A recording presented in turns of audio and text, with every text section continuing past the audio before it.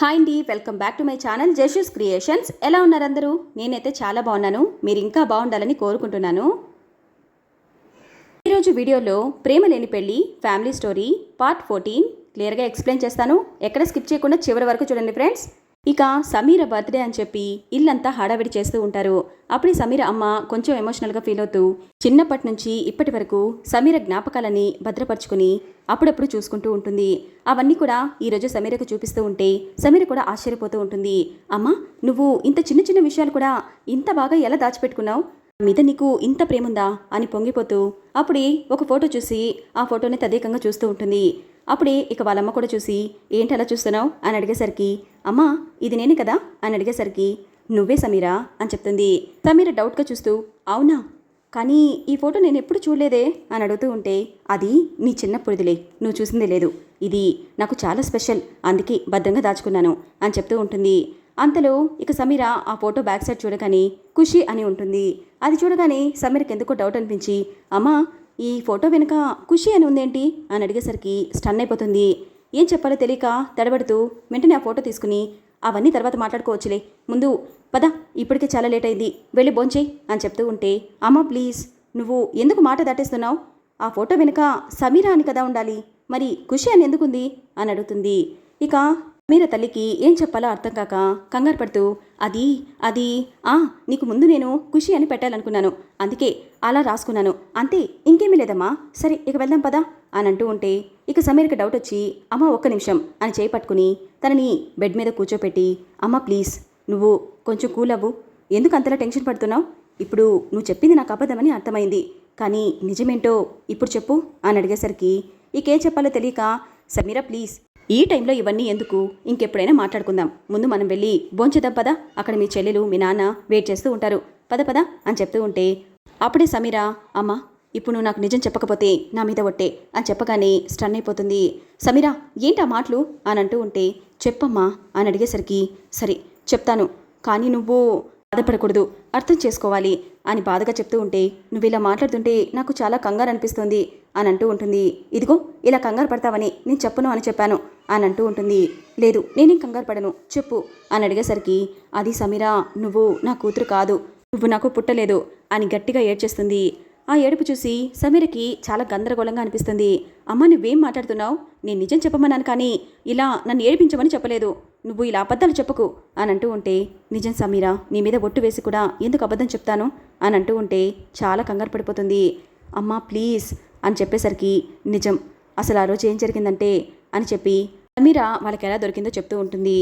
సమీరకి 5 ఏళ్ల వయసు ఉన్నప్పుడు అప్పుడే ఇక సమీర వాళ్ళ అమ్మ నాన్న ఒకరోజు గుడికి వస్తారు. వాళ్ళకి పిల్లలు లేరు అనేసరికి గుళ్ళో పూజ చేయించుకోవాలని బాధగా దేవుణ్ణి వేడుకుంటూ ఉంటారు. ఇక ఆ రోజు గుళ్ళో చాలా రష్గా ఉండేసరికి అంతా గందరగోళంగా ఉంటుంది. గుళ్ళో పూజ అయిపోయిన తర్వాత బయటకు వచ్చి చూడగానే దూరంగా ఉన్న ఒక చెట్టు దగ్గర ఒక చిన్న పాప ఏడుస్తూ ఉండేసరికి ఆ ఏడుపు వినిపించి బాధగా తన దగ్గరికి వెళ్ళి, పాప ఎవరమ్మా బాధగా అడిగేసరికి పట్టు పరికిణీలో 2 జడలు వేసుకుని చాలా ముద్దుగా కనిపిస్తూ ఉంటుంది పాప. తనని అలా చూసి తను కూడా చాలా హ్యాపీగా ఫీల్ అవుతూ అమ్మాయి దగ్గరగా వచ్చి చెంపలు పట్టుకుని, చెప్పమ్మా ఎందుకు ఏడుస్తున్నావు, మీ అమ్మగారు ఎక్కడున్నారు అని అడుగుతూ ఉంటే, ఏమో నాకు తెలీదు, అమ్మా నాన్న ఎక్కడికి వెళ్ళారో తెలీదు అని క్యూట్గా ఏడుస్తూ ఉంటుంది. ఆ పాపను అలా చూసి వాళ్ళకి చాలా జాలనిపిస్తుంది. వెంటనే పాపను ఎత్తుకుని ఫాస్ట్గా ఆ గుడిలో అందరినీ అడుగుతూ ఉంటారు. ఎవరు కూడా తెలీదు అని చెప్పేసరికి ఇక వాళ్ళకు కూడా ఆ పాపను అంతా ముద్దుగా చూసి వాళ్ళకు కూడా పిల్లలు లేరు కాబట్టి ఆ పాపని వాళ్ళే తీసుకువెళ్ళాలి అనుకుంటూ అక్కడి నుంచి వెళ్ళిపోతారు. అలా తనని ఇంటికి తీసుకొచ్చిన తర్వాత సమీర వాళ్ళతో బాగా కలిసిపోతుంది.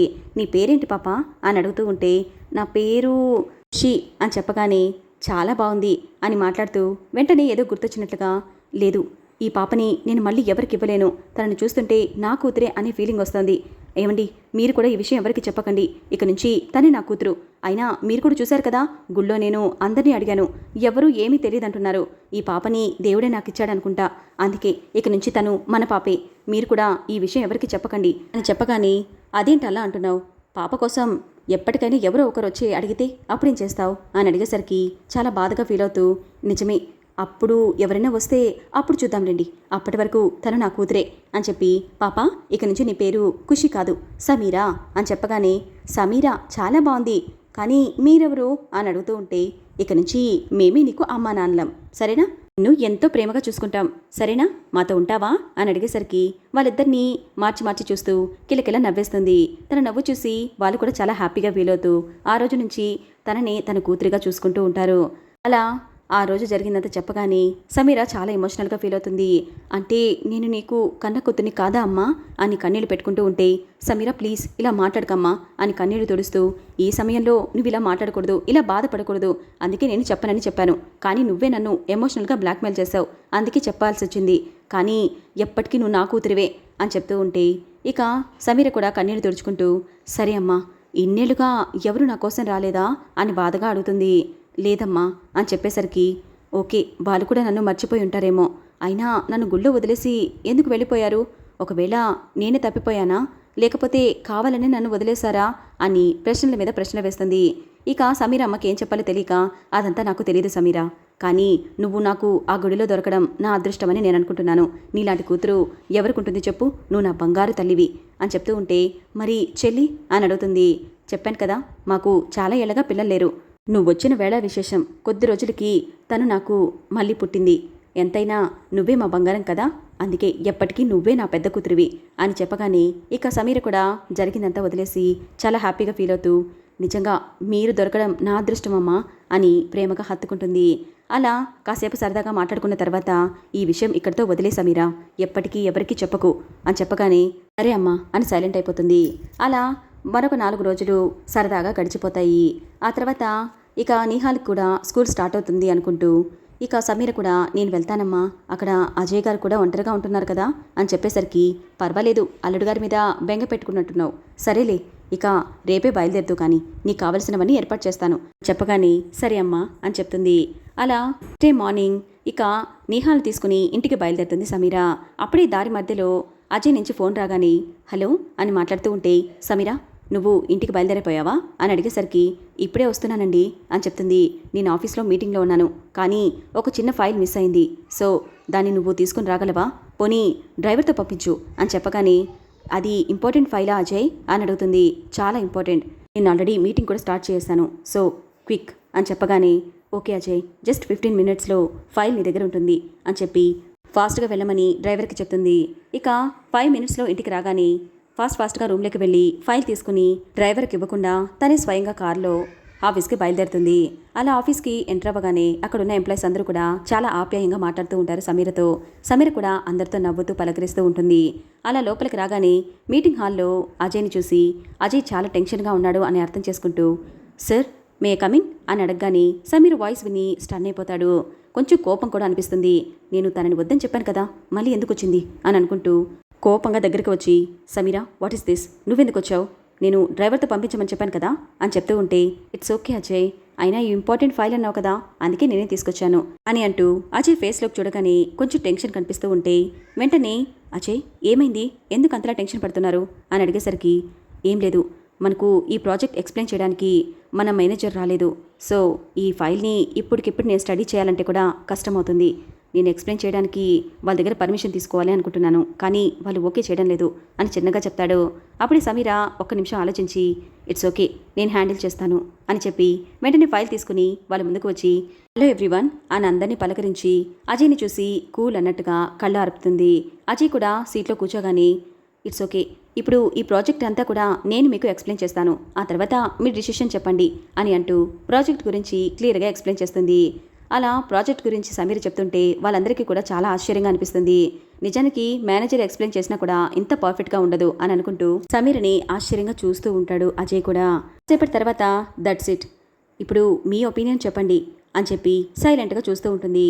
అక్కడున్న బోర్డ్ మెంబర్స్ అందరూ ఒకరినొకరు చూసుకుని ఒక్కసారిగా క్లాప్స్ కొడుతూ, సూపర్, పర్ఫెక్ట్ మ్యామ్, నిజంగా గ్రేట్, మీరు ఇంత సింపుల్గా ఎక్స్ప్లెయిన్ చేస్తారని అసలు ఎక్స్పెక్ట్ చేయలేదు, నిజంగా చాలా బాగుంది మిస్టర్ అజయ్, మనం ఈ ప్రాజెక్ట్ ఓకే చేస్తున్నాం, మనం కలిసి ఈ ప్రాజెక్ట్ని చేస్తున్నాం అని చెప్పగానే చాలా హ్యాపీగా ఫీల్ అవుతాడు అజయ్. థ్యాంక్ యూ సార్ అని చెప్పి ఇక మీటింగ్ అయిపోవడంతో అందరూ వెళ్ళిపోతారు.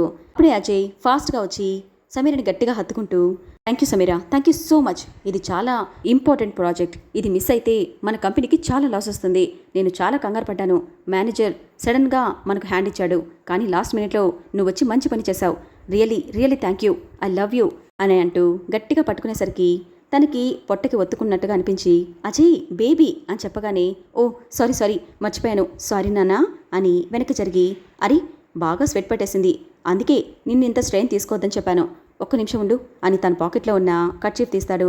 అప్పుడే అనుకోకుండా పర్స్ కింద పడుతుంది. అంతలో సమీర అరే చూసుకోండి అజయ్ అని చెప్పి వెంటనే కిందికి వంగి ఆ పర్స్ తీసుకుని అజయ్కి ఇవ్వబోతూ అది ఓపెన్లో ఉండేసరికి అందులో ఉన్న ఫోటో చూసి స్టన్ అయిపోతుంది. ఇది ఈ ఫోటో అని అడుగుతూ ఉంటే ఇక అజయ్ ఆ ఫోటోని చూసి చిన్నగా నవ్వుతూ తను నా ఫస్ట్ లవ్ అని చెప్పగానే స్టన్ అయిపోతుంది సమీర. ఇంతటితో ఈ రోజు ఎపిసోడ్ కంప్లీట్ అయిపోతుంది ఫ్రెండ్స్. ఈ వీడియో మీకు ఎలా అనిపించిందో నాకు కామెంట్లో చెప్పండి. అలానే వీడియో నచ్చితే ప్లీజ్ లైక్ చేయండి, షేర్ చేయండి, సబ్స్క్రైబ్ చేసుకుని పక్కనే ఉన్న బెల్ ఐకాన్ని క్లిక్ చేయండి. Thanks for watching.